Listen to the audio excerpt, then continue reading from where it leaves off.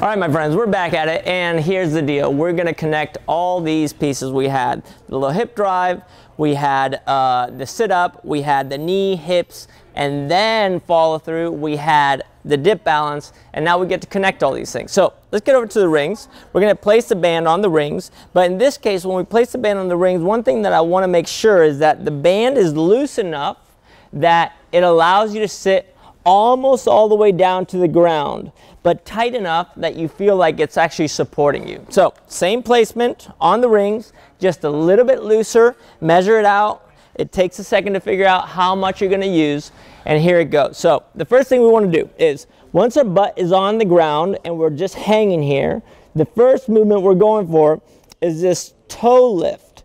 Know that when you do a toe lift, what we're trying to replicate is the front swing on the rings. It's not about folding in the hip. Do you guys see how my hip's staying down and I'm bringing my toes up? It's not about that. It's about bringing the whole body up. What is this if you think about it? Well, it's like doing a hollow rock, specifically your back rock.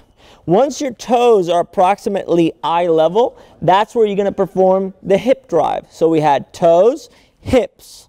If we do that with a little speed, it's going to lift you up. So it goes toes, hips, and now the hips are really coming up close to the rings. If you really drive the hips up, the feet will come down. As the feet come down, it will start turning you over. It's almost like you do a little ninja get-up.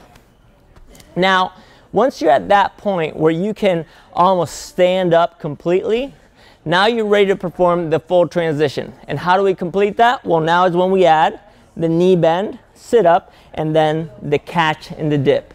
So the whole progression goes toes, hips, knees, sit up, catch. Toes, hips, knees, sit.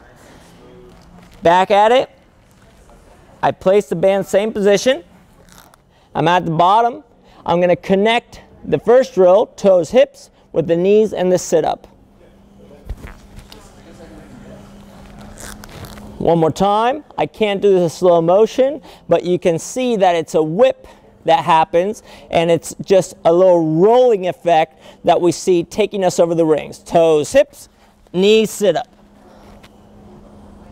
Toes, hips, knees, sit up. Catching in a little ball.